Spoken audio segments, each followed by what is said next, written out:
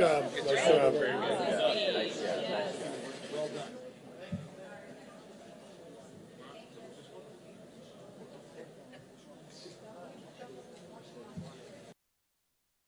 All right, ladies and gentlemen, it is my pleasure to invite Speaker McCarthy and Speaker Ohana to sign this joint declaration and pledge of friendship.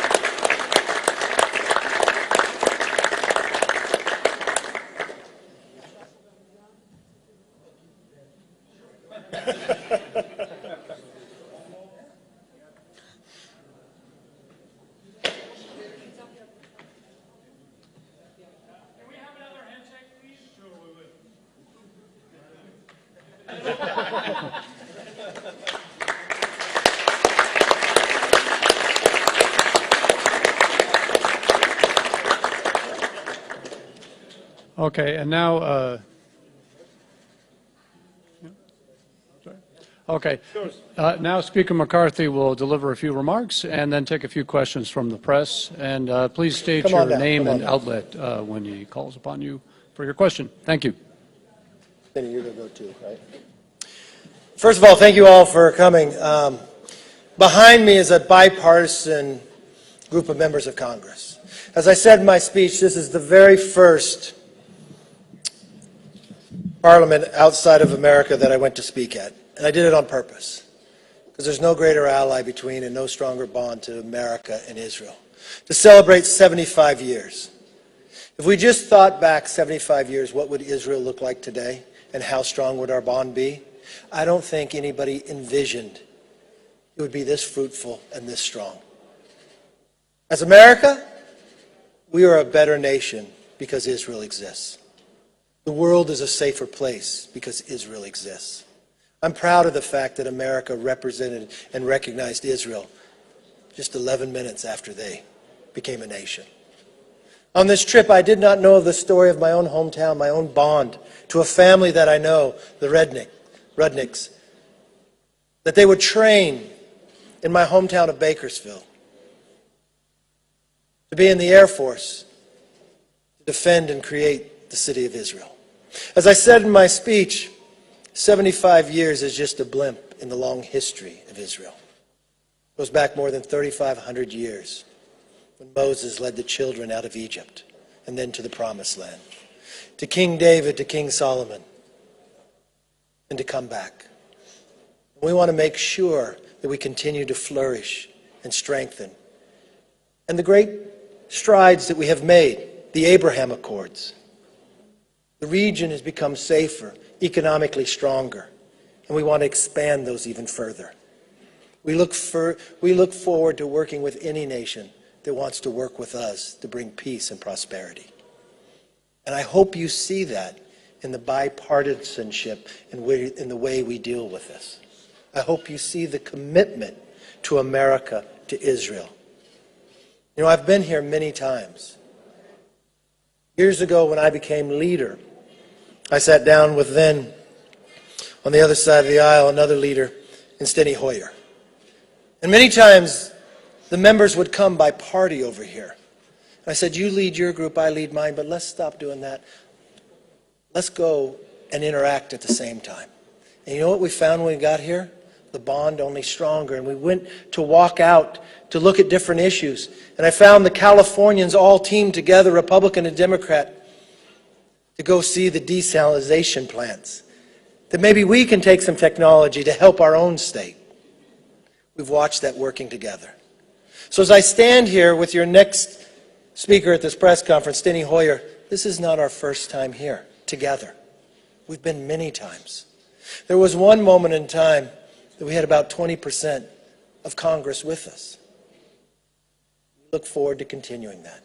And with what we signed today, we look forward to those representatives in the Knesset coming to America and interworking with our Congress. Because when we look back 75 years from now and they think, what could Israel and America's bond look like? I hope they answer it the same way we answer today. Bigger, stronger, and better than they ever dreamed to happen. And that's what happens when we work together. With that, I want to introduce Representative Steny Hoyer, who's been a longtime friend of Israel, a longtime friend of mine. We may come from different parties, but we're both Americans, and we both have the same view when it comes to Israel. Create the strongest bond possible as we move forward. With that, I give you Representative Steny Hoyer.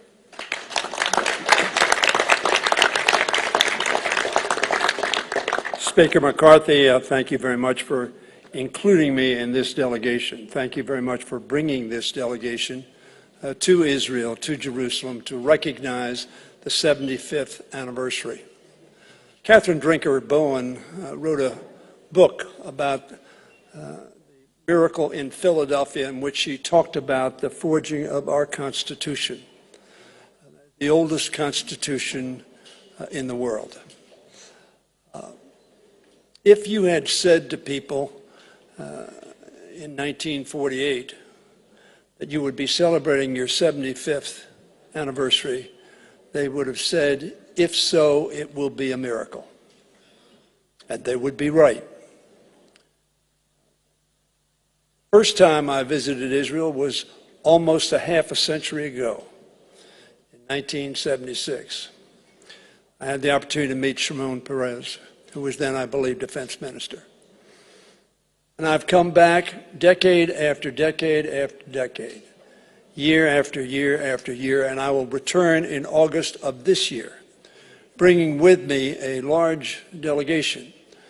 Now, we won't be coming at the same time, but what Speaker McCarthy said today about the 400 plus, that's 90% of the Congress of the United States, who stand on the words, perhaps not exactly, but Speaker McCarthy represented the sentiments, the overwhelming sentiments, the overwhelming commitment to Israel, to its people, to freedom, to peace. But we know that peace does not come free. We know that courage and commitment and willingness to fight for, and yes, to die for, freedom, justice, and equality, as it was in 1948, is still necessary. So I'm very pleased to be here. Mr. Speaker, it was an excellent speech. You delivered it well. And it expressed the sentiment of our country. Ambassador Nines, I'm sure, as does our Deputy Chief of Mission, express that commitment to you regularly. But our presence here places an exclamation point on that. The Speaker spoke an exclamation point.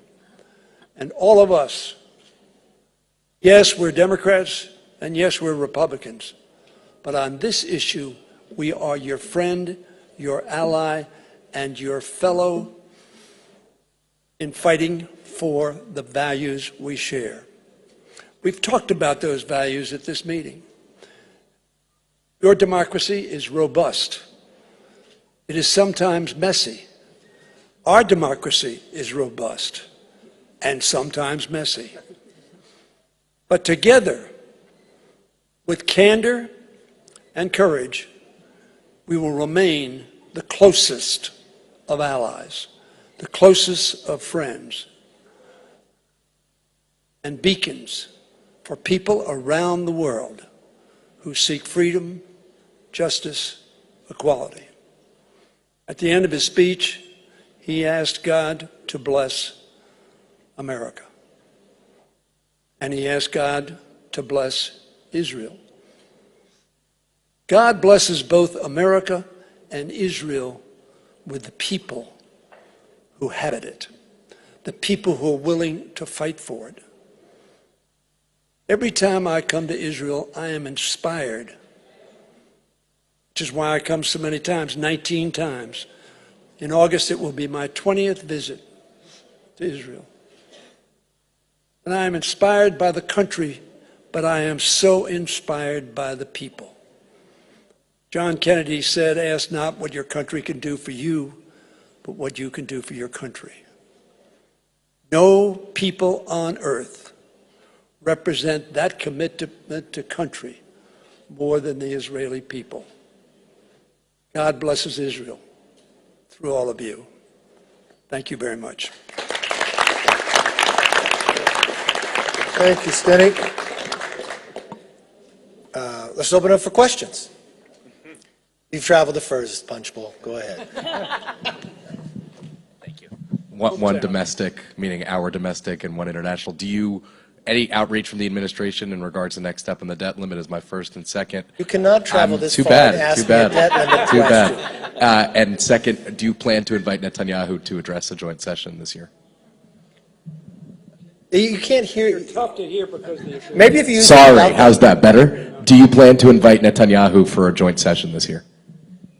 Look, I had a great meeting with the Prime Minister. I think the President will make sure, just as this close relationship, I know we've had a lot of different leaders coming to America. I expect the White House to invite the Prime Minister over for a meeting, especially with the 75th anniversary. I know the President Herzog will be coming soon for a joint session. I know the Prime Minister has already done 3 joint sessions. I think the President in this one will be the next joint session from Israel first, but yes. And what was your second question? Debt limit. The President still hasn't talked to me. I'm a little like Netanyahu. Yes. Hello, my name is Madeline Hubbard, and I'm a reporter with Just the News. Do you think that the U.S.-Israel relationship is stronger or weaker than it was 2.5 years ago? Look, I think you look at us right here, we're stronger. You can talk to any individual. We just had a resolution on the floor honoring the 75th anniversary, the Abraham Accords, more than 90%. You watch this Congress that can battle back and forth, but Israel united us together. You look at what we're here together. You could ask any member back here. I think even walking away from this, they feel stronger today, and I think it'll be even stronger tomorrow. Yes, sir.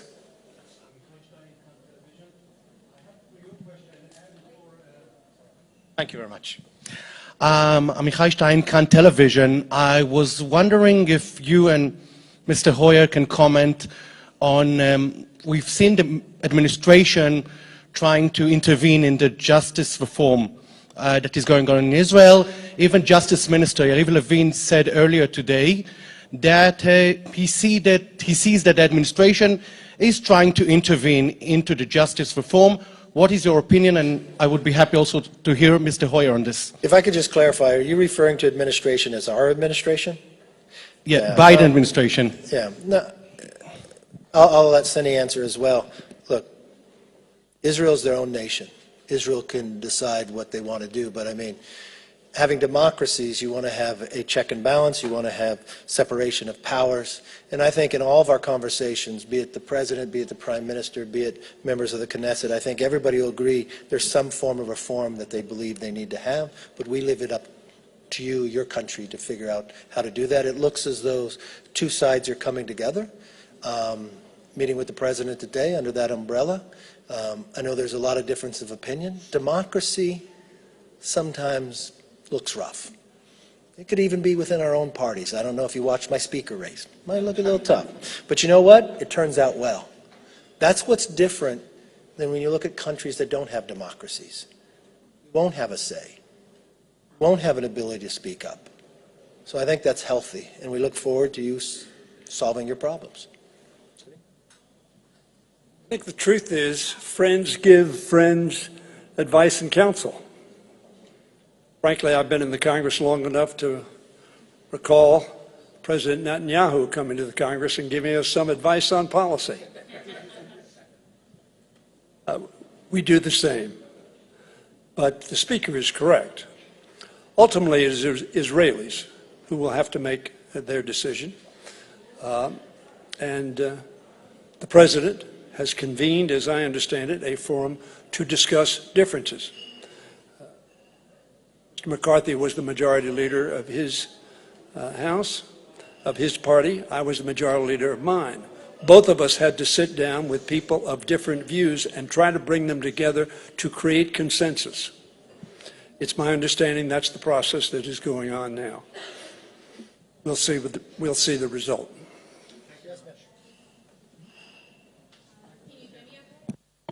Yeah.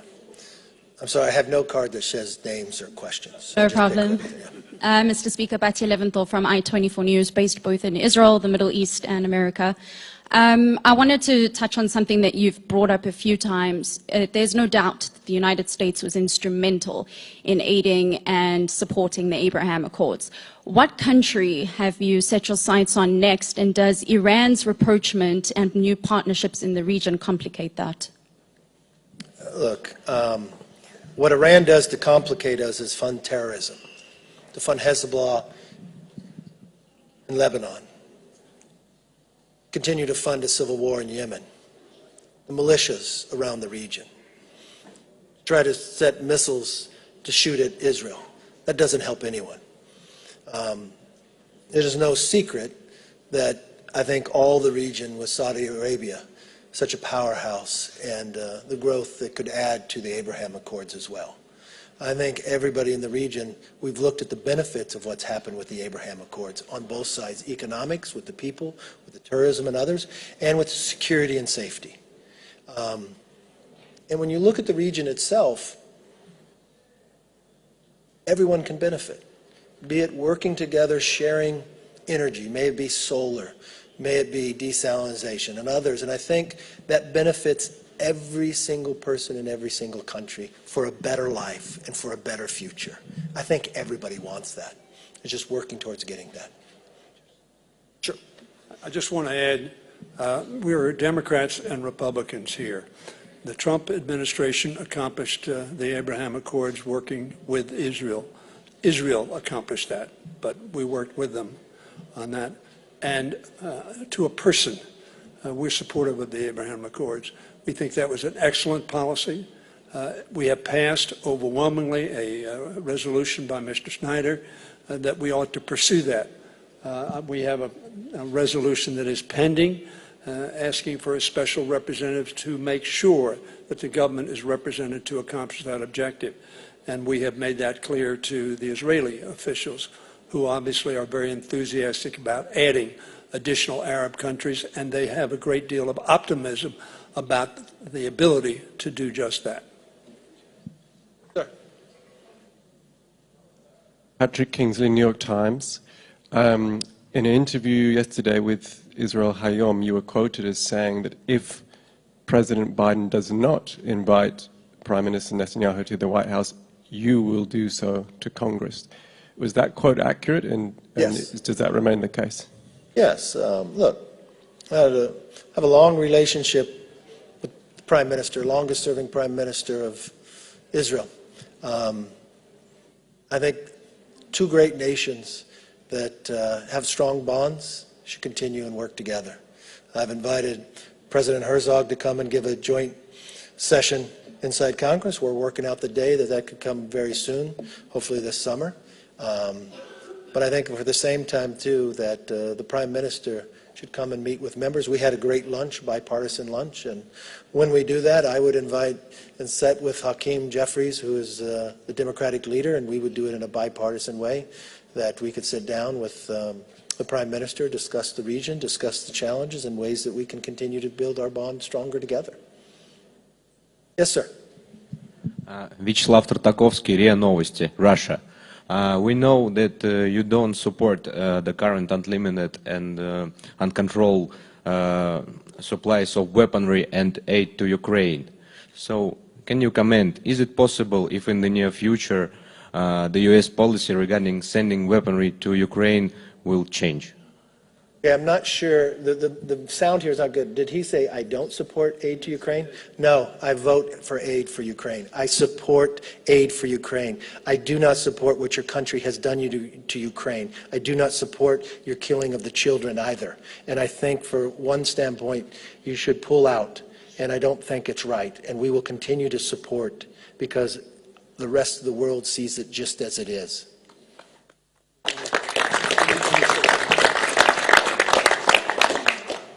We had the opportunity to talk for just a few minutes at the flag-raising ceremony. I share the speaker's view. Almost invariably, every time I'm in Israel, every time, I wear the flag of Israel and the United States. Today, I wear the Ukrainian flag with the flag of the United States. Our country is committed to what the UN Charter says, that people cannot take land or other countries by force. What is happening in Ukraine is criminal, international crime. Women, children, elderly, men are being slaughtered by a very large and very powerful country, meeting a courageous people who, in my view, must win this war. And I believe the United States of America, as it is committed to Israel's freedom and security and sovereignty, is committed to Ukraine as well. And I believe that will remain a consensus among Democrats and Republicans. Yes, ma'am. Or whoever's given the mic to. Hi. In the past few years, the State Department has given tens of thousands of dollars to the Movement for Quality Government in Israel, which is one of the leading organizations in the protests against judicial reform. And before that, protests calling on Netanyahu to quit. Do you think that's an appropriate use of State Department funds? Look, I'm not familiar with this, but if it is as you say, I would say no. But I would have to have more information. I don't think the State Department should play in politics. It's not why we use our tax dollars. Yes, back over here. McCarthy, Hadass Gold from CNN. Thanks for taking the question. Some of Israel's allies have expressed deep concern about certain members of this government, ministers, and some of the statements they've made. One minister was once convicted of inciting racism and supporting terrorism. Are you concerned about the direction of this Israeli government? And if I may, what do you say to world leaders who are concerned the U.S. won't be able to pay its debts this summer? So you had two questions. You were talking about people in the cabinet within Israel.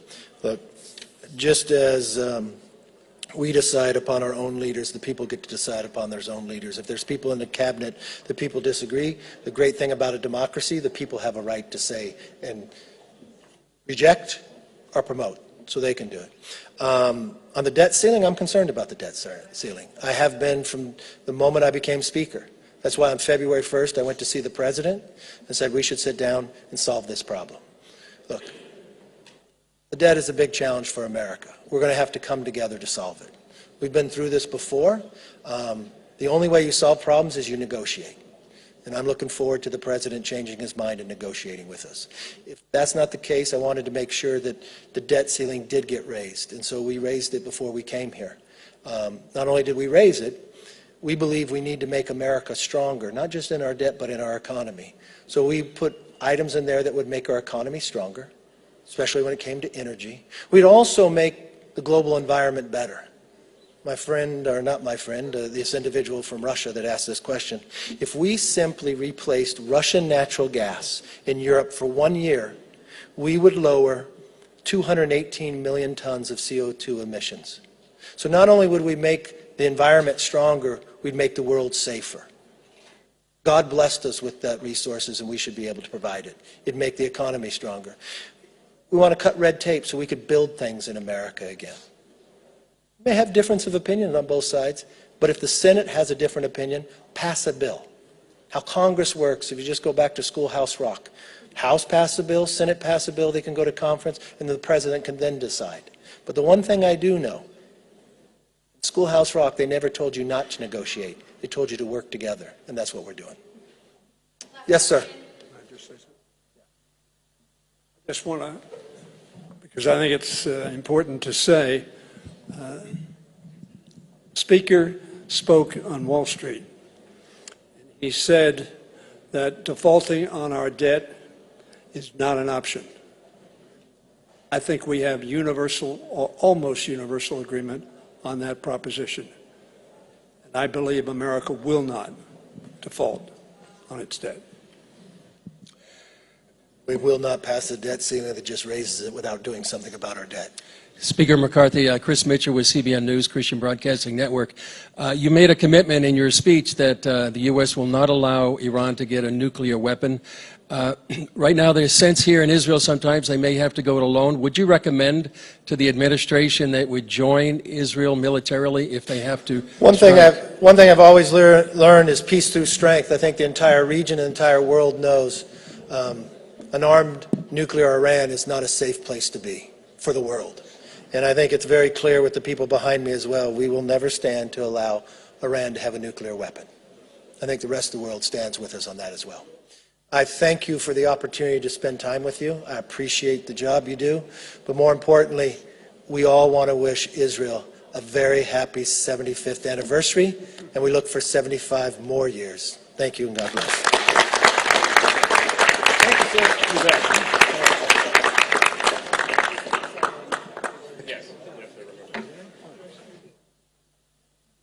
Oh my God, that's amazing. Who wrote that? You wrote that.